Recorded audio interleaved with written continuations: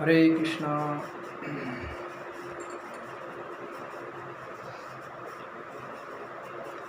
जय राधा माधव कुंज विहारी।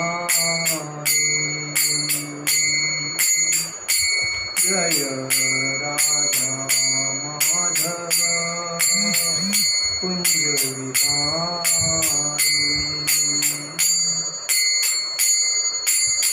गोपीजन वल्लभा गिरिवरधारी।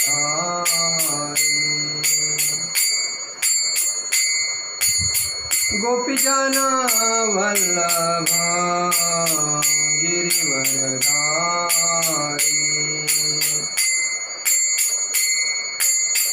यशोदानंदन ब्रज जनरंजन। यशोदानंदन ब्रज जनरंजन। यमुना तीरावनचारी। यमुना तीरावनचारी। जय राधा माधव कुंजविहारी। राधा माधव कुंजविहारी। हरे कृष्णा कृष्णा कृष्णा हरे हरे। हरे राम राम राम हरे हरे। हरे कृष्णा कृष्णा कृष्णा हरे हरे। हरे राम राम राम हरे हरे। हरे कृष्णा कृष्णा कृष्णा हरे हरे। हरे राम राम राम हरे हरे। जय ओम विष्णुपाद परमहंस परिव्राजकाचार्य अष्टोत्तर शत श्री श्रीमद कृष्ण कृपा श्री मूर्ति अभय चरणारविंद भक्ति वेदांत स्वामी शील प्रभुपाद महाराज की जय। जय ओम विष्णुपाद परमहंस परिव्राजकाचार्य अष्टोत्तर शत श्रीमद कृष्ण कृपा श्री मूर्ति भक्ति सिद्धांत सरस्वती ठाकुर शील प्रभुपाद महाराज की जय। अनंत कोटि वैष्णव वृंद की जय। नामाचार्य श्रील हरिदास ठाकुर की जय। प्रेम से कहो श्री कृष्ण चैतन्य प्रभु नित्यानंद श्री अद्वैत गदाधर श्रीवासादि गौर भक्त वृंद की जय। श्री श्री राधा कृष्ण गोपीनाथ श्याम कुंड राधा कुंड गिरि गोवर्धन की जय। वृंदावन धाम की जय। नवदीप धाम की जय। गंगा देवी की जय। यमुना देवी की जय। तुलसी देवी की जय। भक्ति देवी की जय। हरिनाम संकीर्तन की जय। गौर प्रेमानंद हरि हरि बोल। समवेद भक्त वृंद की जय। समवेद भक्त वृंद की जय। समवेद भक्त वृंद की जय। श्री श्री गुरु गौरांग की जय। ओम अज्ञानतिमिरन्धस्य ज्ञानांजन शलाकया चक्षुरुन्मीलितेन तस्मै श्री गुरुवे नमः। श्री चैतन्य मनोभीष्ट स्थापितेन भूतले स्वयं रूप कदा महं ददाति स्वपदातिकम्।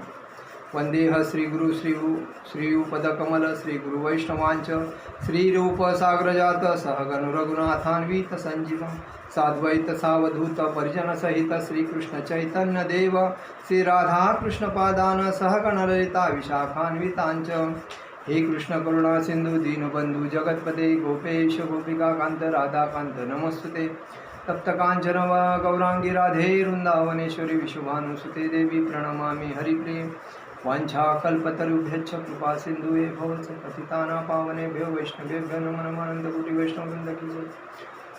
जय ओम विष्णुपादाय कृष्णप्रेष्ठाय भूतले श्रीमते भक्तिवेदांत स्वामी इति नामिने नमस्ते सरस्वते देवे गौरवाणी प्रचारणे निर्विशेष शून्यवादी पाश्चात्य देशधारणे। जय श्री कृष्ण चैतन्य प्रभु नित्यानंद श्री अद्वैत गदाधर श्रीवासादि गौरभक्तवृंद। हरे कृष्ण कृष्ण कृष्ण हरे हरे हरे राम राम राम हरे हरे। हरे कृष्ण कृष्ण कृष्ण हरे हरे राम राम राम हरे। हरे कृष्ण कृष्ण कृष्ण हरे हरे राम राम राम। आज हम लोग भागवत गीता के ऊपर चर्चा करें, प्रवचन करेंगे। प्रतिक्रियानयस्तेह कुतंचित् कहितंचित् प्रभो स एष भगवान काल सर्वेशान समागतः। प्रतिक्रियानयस्तेह कुतंचित् कहितंचित् प्रभो ये एष भगवान काल सर्वेशान समागतः। प्रतिक्रिया म्हणजे उपचार, न म्हणजे नहीं है, यस्त म्हणजे जिसका, यह म्हणजे इस भौतिक संसार में, कुतंचित म्हणजे किसी प्रकार से भी, कहिंचित म्हणजे या किसी के द्वारा, प्रभो म्हणजे हे स्वामी, स म्हणजे वह, एष म्हणजे निश्चित रूप से, भगवान श्री भगवान, काल म्हणजे शाश्वत काल, सर्वशाम म्हणजे सबका, न म्हणजे हम सबका, समागतः म्हणजे आया। इस भौतिक संसार में कोई भी व्यक्ति इस भयावह स्थिति का निराकरण नहीं कर सकता। हे स्वामी, शाश्वत काल के रूप में पूर्ण पुरुषोत्तम भगवान हम सबके पास आ पहुँचे हैं। क्या कहा गया है? इस भौतिक संसार में कोई भी व्यक्ति इस भयावह स्थिति का निराकरण नहीं कर सकता। हे स्वामी, शाश्वत काल के रूप में पूर्ण पुरुषोत्तम भगवान हम सबके पास आ पहुँचे हैं। ऐसी कोई उत्तम शक्ति नहीं है जो मृत्यु के क्रूर पंजे को रोक सके। किसी को चाहे कितना ही शारीरिक कष्ट क्यों न होता हो, तब भी कोई मरना नहीं चाहता। आज की तथाकथित ज्ञान की वैज्ञानिक प्रगति के समय में भी न तो बुढ़ापे का कोई उपचार है, न मृत्यु का, न वृद्धावस्था क्रूर का द्वारा दी गई मृत्यु के आगमन की सूचना, और कोई भी शाश्वत काल के बुलावे को या परम निर्णय को अस्वीकार नहीं कर सकता। यह सब महाराज धृतराष्ट्र को बताया जा रहा है, क्योंकि हो सकता है कि वे महात्मा विदुर से एक आसन्न भयावह स्थिति से निपटने हेतु कोई उपचार ढूंढ निकलने के हेतु कहे, जैसा कि वे इसके पूर्व कई बार कह चुके हैं।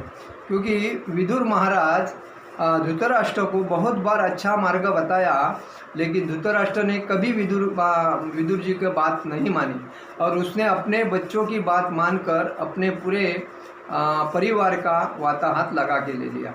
और इसीलिए विदुर जी उनको कहते हैं, भाई है बड़े, इसीलिए उनको समझाते हैं कि आप गलत रास्ते पे जा रहे हो, उस गलत रास्ते पे मत जाओ, वो धोखा का रास्ता है। आप अपने परिवार के साथ भाई के परिवार का भी ख्याल रखो, भाई के बच्चे अपने बच्चे समझ के काम करो। लेकिन धृतराष्ट्र को अहंकार, अपने बच्चों के ऊपर ज़्यादा गर्व है, और उसी के वजह से अपना, वो धृतराष्ट्र तो अंधे थे ही, और बहरे भी थे, क्योंकि उनको दिख नहीं रहा था और सुन भी नहीं रहे थे। इसीलिए उन्होंने मतलब परिस्थिति ऐसी उपयुक्त हो गई। किंतु महात्मा विदुर से इस आसन्न भयावह स्थिति से निपटने हेतु कोई उपचार ढूंढ निकालने हेतु कहे, जैसा कि वे इसके पूर्व कई बार कह चुके थे। किंतु आज्ञा देने के पूर्व महात्मा विदुर ने महाराज धृतराष्ट्र को सूचित किया कि इस जगत में इसका किसी के पास या किसी साधन से कोई उपचार प्राप्त नहीं हो सकता, क्योंकि इस भौतिक जगत में ऐसी कोई वस्तु नहीं है, अतः मृत्यु श्री भगवान से अभिन्न है। जैसा कि स्वयं श्री भगवान ने श्रीमद् भागवत गीता में 10वें अध्याय में 34वां श्लोक में कहा है, इस भौतिक जगत में मृत्यु को न तो किसी के द्वारा न किसी के साधन से रोका जा सकता है। मृत्यु को कोई भी आदमी, कितना भी अमीर रहे, कितना भी धनदान रहे, उसके पास मृत्यु को कोई नहीं रोक सकता। ये जन्म जिसने लिया है उसको मृत्यु आना ही है। लेकिन उसकी कर्म कैसा है, उसने कैसे कैसे अपने जीवन में अच्छे काम किए बुरे काम किए, उस परिस्थिति में उसको अब उसका जीवन बिताना पड़ेगा। अगर उसने बहुत लोगों को तकलीफ़ दिया, बहुत गंदा काम किया है, तो उसको उसके जीवन में तकलीफ़ सहना ही है। और उसने पुण्य कर्म किया है, दूसरे का भला करके छोड़ा है, अपेक्षा नहीं किया है और अपनी सेवा लगाया, भगवान के चरण में अपना जो शरीर मिला है वो सेवा में लगाया, तो उसको कोई कष्ट नहीं रहेगा। लेकिन उसने छोटा भी गंदा मतलब गलत काम किया हो तो उसको उसका किए का सजा भुगतना पड़ेगा। इस भौतिक जगत में मृत्यु को न तो किसी के द्वारा न ही किसी साधन से रोका जा सकता है। हिरण्यकश्यपु अमर होना चाहता था। हिरण्यकश्यपु ने ब्रह्मदेव को प्रसन्न करके ऐसा वर मांगा था कि कोई मार नहीं सकता है, लेकिन उसको भी मरना पड़ा, क्योंकि भगवान को उसका अत्याचार जो लोगों पे देवताओं के ऊपर जो हो रहा था उसको रोकने के लिए भगवान को नरसिंह अवतार लेके उसको मारना पड़ा।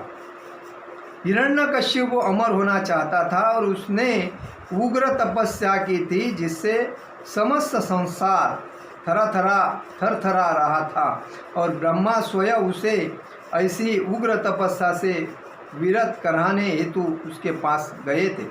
हिरण्यकश्यपु ने ब्रह्मा से यह वर मांगा कि वह अमर हो जाए, किंतु ब्रह्मा ने कहा कि वे स्वयं सर्वोच्च लोक में रहकर भी मृत्यु के अधीन है। म्हणजे ब्रह्मा जी ने उनको ये भी कहा था, मैं सर्वोच्च हूँ, क्योंकि भगवान ने मुझे पहला एक उत्पन्न किया है और मुझे भी उत्पन्न किया तो मरना है, तो आपकी क्या है, आपको तो मरना ही पड़ेगा। लेकिन वो नहीं मान रहा था। सर्वोच्च लोक में रहकर मैं भी मृत्यु के अधीन हूँ, ऐसे ब्रह्मा जी उसको बोले। अतएव वे उसे अमरत्व का वरदान कैसे दे सकते थे, इसीलिए वो उसको अमरत्व का वरदान नहीं दे सकते थे।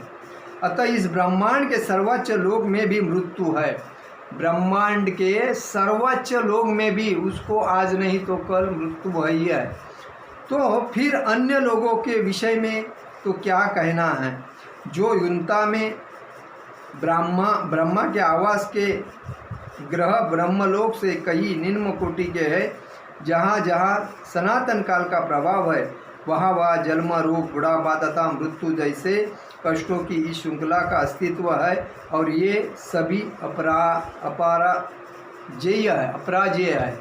देखिए इसमें यही कहा गया है, कितना आदमी तपस्या करे, भक्ति करे और कितना भी पुण्य करे या कितना भी गलत काम करे, जब जन्म हुआ है तो मृत्यु होना है। और मृत्यु होना है तो इसीलिए आदमी ने यही सोचना चाहिए, 84 लक्ष योनि के बाद अगर मुझे भगवान ने मनुष्य जीवन दिया है, मनुष्य जीवन मिलना ही एक सौभाग्य की बात है।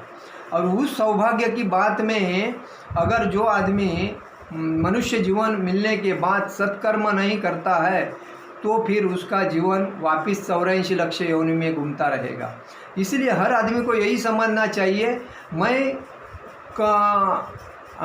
सोने के पीछे, प्रॉपर्टी के पीछे, पैसे के पीछे कितना भी लगूंगा, लेकिन वो बैंक बैलेंस भी रहे, प्रॉपर्टी भी बहुत रहे, घर में सोना भी बहुत रहे, बाल बच्चे भी अच्छे काम पे लगे, और मैं भक्ति नहीं कर रहा हूँ और मैं तो व्यर्थ मेरा टाइम गंवा रहा हूँ, तो मेरा जीवन व्यर्थ है।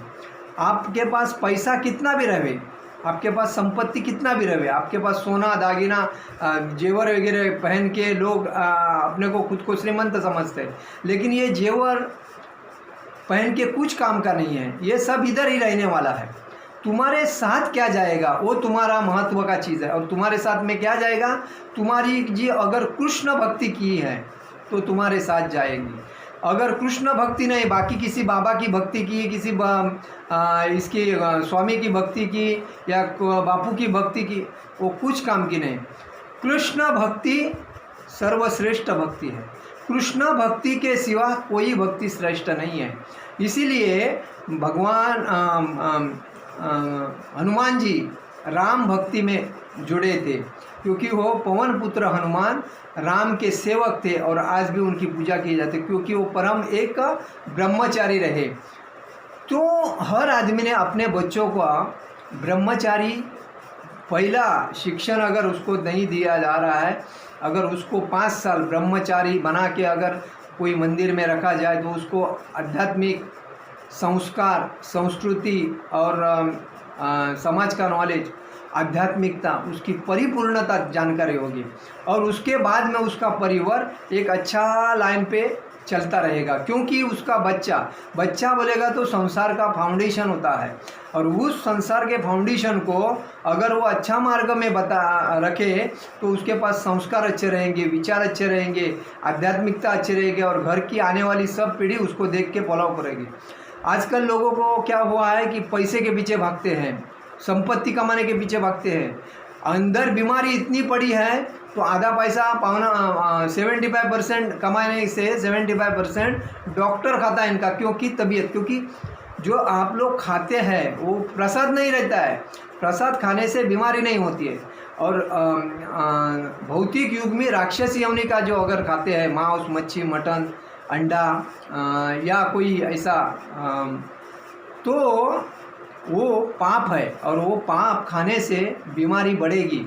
अगर आप जो वेजिटेरियन अगर खाना बनाते हैं जैसा कि सब्जी, दाल, राइस, स्वीट, ऐसा पूरी, ऐसा जो बनाते हैं और वही प्रसाद भगवान को तुलसी पत्र रख के भगवान को समर्पित करते हैं, भोग लगाते हैं और उसमें भोग लगाने के बाद भगवान उसको ग्रहण करते हैं आँखों से और वो आँखों से ग्रहण करने के बाद 15-20 मिनट के बाद वो प्रसाद आप सब बांट के खाएंगे तो देखो उसमें कितनी टेस्ट आती है, क्योंकि भगवान ने आपके घर में वैसा किया। लेकिन घर भी टाप टीप होना चाहिए, साफ़ सफाई रखना चाहिए, घर में कोई गंदा काम नहीं होना चाहिए और घर में शाम के टाइम पे कोई भगवत गीता का अध्याय, भागवतम का अध्याय या राधा गोविंद कृष्ण बिहार या ऐसा गीत गाना चाहिए और घंटी बजना चाहिए घर में, तो भगवान का वास्तव्य रहता है। और उसके बाद विचार भी अपने अच्छे होना चाहिए, दूसरे के बारे में कभी भी गलत नहीं सोचना चाहिए, दूसरे के बारे में कभी भी प्राणी की हत्या नहीं होना चाहिए, भले वो मच्छर रहे या कुछ भी रहे, उसको नहीं मारना चाहिए, क्योंकि हर प्राणी रहे, जंतु रहे, कीटक रहे, किसमें भगवान का अंश है और भगवान के अंश ने जैसा आदमी करता है वैसा उसको जन्म दिया है योनि में। तो इस जन्म में अगर आपको अच्छा पुण्य कमाना है तो ये मनुष्य जीवन जो मिला है वो मनुष्य जीवन का फायदा यही करके लेना चाहिए कि कृष्ण भक्ति, एक ही भक्ति है, कृष्ण भक्ति है और कृष्ण भक्ति करके अपने जीवन में परिवर्तन लाना चाहिए। अपने जीवन में परिवर्तन लाते लाते अपने घर के लोग, पड़ोसी लोग, रिलेटिव लोग, हितचिंतक लोग, इनको भी इस भक्ति में आमंत्रित करना चाहिए, क्योंकि जब आप भक्ति अच्छा कर रहे हैं, आप अपने से दूसरे का भला करने का सोचो। बुरा तो सब देखो ना, इस दुनिया में भौतिक युग में एक दूसरे को देख देख के जलने वाले तो बहुत है, लेकिन एक दूसरे का भला करने वाले कोई नहीं है। माँ बाप भी अपने बच्चों का भला करना चाहते हैं, लेकिन बाप के ऊपर बच्चा भी गुस्सा करता है। तो कभी कभी क्या करता है, समाज में कितने भी लोग मीठे बोलते हैं अपना स्वार्थ बनाने के लिए, लेकिन हर आदमी को अपना समझना चाहिए, आदमी कितना मीठा बोल रहा है, पहला कैसा था, अभी कैसा है, बाद में क्या। तो ये पहचानने को आना चाहिए, क्योंकि जब आदमी कोई स्वार्थ बनाने के लिए मीठा बोलता है तो समझ जाना चाहिए। लेकिन अगर भक्ति में आदमी है वो स्वार्थ नहीं करता है, लेकिन भक्ति में भी ऐसे लोग होते हैं कि अपना स्वार्थ करने के लिए, फ़ायदा करने के लिए भी गलत काम, झूठ बोलते हैं, कोई ऐसा है। लेकिन प्योर भक्त जो है, शुद्ध भक्त है, वो कभी आपसे धोखा नहीं करेगा, कभी आपको गलत रास्ता नहीं बताएगा, वो शुद्ध रास्ता ही बताएगा और अपना फ़ायदा भी नहीं देखेगा, क्योंकि उसको मालूम है मैं एक भगवान का श्रेष्ठ, एक शुद्ध भक्त हूँ, मेरा फर्ज बनता है कि समाज में लोगों को अच्छा रास्ता बताना। अगर लोगों को रास्ता अच्छा बताने के बाद भी लोग अगर गलत रास्ते पे जा रहे तो मेरा उसमें कोई दोष नहीं है। हर आदमी को यही समझना चाहिए, मेरे बाल बच्चे को भी मैं कृष्ण भक्ति में लाऊं। हरे कृष्णा कृष्णा कृष्णा हरे हरे, हरे राम राम राम हरे हरे। ये मंत्र मेरे घर में बोलता रहना जरूरी है। हर आदमी के, हर व्यक्ति के मुंह में ये मंत्र होना चाहिए। उसके बाद में उसका ये जो हृदय है वो साफ हो जाएगा। नहीं तो फिर डायबिटीज़ है, बीपी है, लूज मोशन है, अस्थमा है, और ब्रेन ट्यूमर है, क्या क्या हजारों रोग है। और इसको अगर अच्छा करना है तो खाली हरे कृष्ण महामंत्र दिन में 1000 बार आपके मुंह में रहना चाहिए। और झोली माला लेके हरे कृष्णा कृष्णा कृष्णा हरे हरे, हरे राम राम राम हरे हरे, ये मंत्र बोलना चाहिए। कभी आप नहाते हैं तो ऊपर से स्वच्छ होता है, और मंत्र बोलने से आत्मा स्वच्छ होता है। आत्मा शुद्ध होने से मन को कंट्रोल किया जाता है, नहीं तो मन कभी किसी के अंडर में आता नहीं। क्योंकि मन इतना चंचल है, हवा से भी तेज है। जब अर्जुन ने कृष्ण भगवान से बोला था, ये मन मेरा क्यों स्थिर नहीं हो रहा है, ये इतना भाग रहा है, आज इधर तो कल उधर, मतलब इमीडिएट इतना भागता है, तो उसके लिए क्या पर्याय है। तो कृष्ण भगवान बोले थे, इस मन को अगर कंट्रोल करना है तो खाली एक ही मंत्र है, हरे कृष्णा कृष्ण कृष्ण हरे हरे, हरे राम राम राम हरे हरे। ये मंत्र बोलो और भगवत गीता पढ़ो, भागवतम पढ़ो, और अपने विचार शुद्ध रखो। और जो प्रसाद खाते हैं तो भगवान को भोग लगा के प्रसाद खाओ, देखो आपका मन अपने ताबे में आ जाएगा। इसीलिए हम लोग सबको यही बोलते हैं कि भगवत भक्ति श्रेष्ठ है। क्योंकि इस जब ये क्योंकि हर आदमी को जन्म मृत्यु जरा व्याधि, ये 4 गुण तो भगवान ने पहले से दिए हैं। जन्म जो जन्म होता है, मृत्यु तो जन्म के बाद होता है, जरा मतलब व्याध, जरा मतलब बीमारी, जरा व्याधी म्हणजे व्याध म्हणजे दुःख। ये जन्म मृत्यु जरा व्याधि, इस चक्कर जो है इसको अगर बचाना है तो भगवत भक्ति महत्व सर्वश्रेष्ठ है। और ये चक्कर से जब आदमी मुक्त होना चाहता है तो उसने भक्ति ही करना चाहिए। बाकी कुछ का, बाकी दागिना सोना कितना भी रहे, कोई अमीर लोग सोना इतना पहनते कि शरीर भर पहनते, क्या काम का है, वजन लेके चलना कोई बात नहीं। उससे बेटर है एक तुलसी का माला गले में डालो, जो तुलसी माता आपके शरीर को स्वच्छ करे। और अंदर भगवान का नाम ले लो, हरे कृष्ण महामंत्र का, तो अंदर से शुद्ध, बाहर से शुद्ध, तो आपका आत्मा शुद्ध हो जाएगा।